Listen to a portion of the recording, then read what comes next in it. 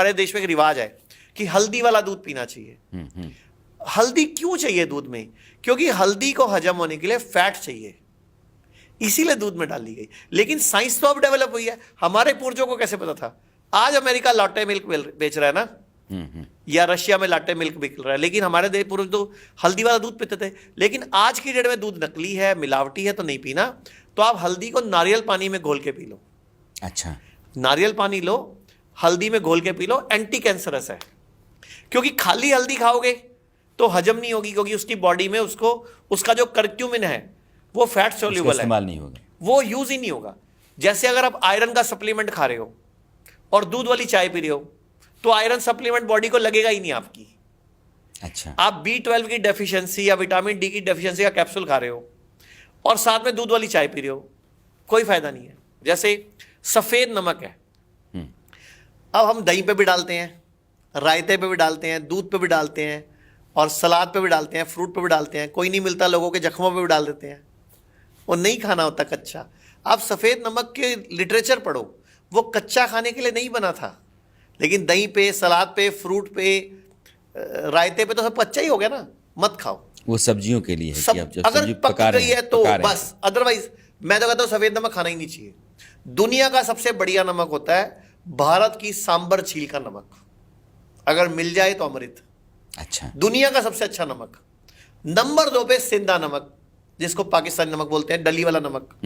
लेकिन उसको भी लोगों को पता नहीं कैसे खाना है, वो सिंधा नमक सीधा यूज कर लेते हैं। नो, आप उसको पानी में घोलो, जितना घुल जाए उसको यूज कर लो, जो नीचे पड़ा हुआ है उसको फेंक दो। वो वाटर सोल्यूबल नहीं है, वो आपकी बॉडी में फिर पथरी बनाएगा। आमतौर पे सैलड के ऊपर, दही के ऊपर कौन सा नमक डाला जाए? सांबर झील का नमक दुनिया का बेस्ट नमक। अच्छा, तो मिलता नहीं है ऐसे? नहीं सर, मार्केट में अवेलेबल है, नो प्रॉब्लम। अब मैं हार्ट पे आता हूँ। आ जाओ। अमूमन क्या है कि आपका हार्ट 60% ब्लॉकेज है, 70%, 80% है।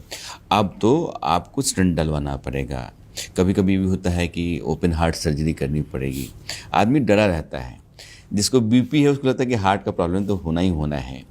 एक तो अपने बीपी का बताया कि आप दाई नाक बाएं और से प्लेट 1 प्लेट 2 डाइट से भी ठीक हो जाएगा। और प्लेट 1 प्लेट 2, ये हार्ट ब्लॉकेज में क्या करना चाहिए? हार्ट ब्लॉकेज में सबसे अच्छा होता है आयुर्वेद में पंचकर्म, हृदय वस्ती, लीच थेरेपी। हार्ट की ब्लॉकेज खुल जाती है सर। आपको स्टंट नहीं डलवाना, आपको बाईपास सर्जरी नहीं करवानी, आपको मेन तो ब्लॉकेज खोलनी है ना, या नई आर्टरी बनानी है, कोलेट्रल बन जाएगी ना। भरोसा रखो। मैंने बोला जब हम भगवान की संतान हैं तो नॉर्मल इंसान तो नहीं होंगे। हमारी बॉडी में कितना ब्लड है? 5 लीटर लगभग, ठीक है। जब मेरा हार्ट ऐसे करता है एक बार में, तो खून पंप करता है। तो एक बार में ऐसे करता है, तो 1 मिनट में कितनी बार करता है हमारा हार्ट? बचपन से पढ़ा हमने, 72 टाइम्स। जब एक बार ऐसे करता है तो कितने ml खून आगे फेंकता है? लगभग 70 ml। तो 70 गुणा 72 लगभग 5 लीटर हो गया। तो 1 मिनट में मेरा पूरा ब्लड 5 लीटर पंप हो जाता है। क्लियर? अब अगर मैं अपनी बॉडी की सारी नसें, सारी आर्टरीज, सारी वेन्स, सारी कैपिलरीज को मिलाता जाऊं, एक सिरे से दूसरा सिरा जोड़ता जाऊं, तो ये कितनी लंबी हो जाती है? लगभग 1 लाख किलोमीटर से ज्यादा, पृथ्वी के एक चक्कर से ज्यादा। अब आप सोचो कि 1 मिनट में जो सेल यहां से चला था वो 1 मिनट में वापिस आ गया। इसका मतलब कितनी लंबी यात्रा करके आया? 1 लाख किलोमीटर। दुनिया में कोई पंप बन सकता है?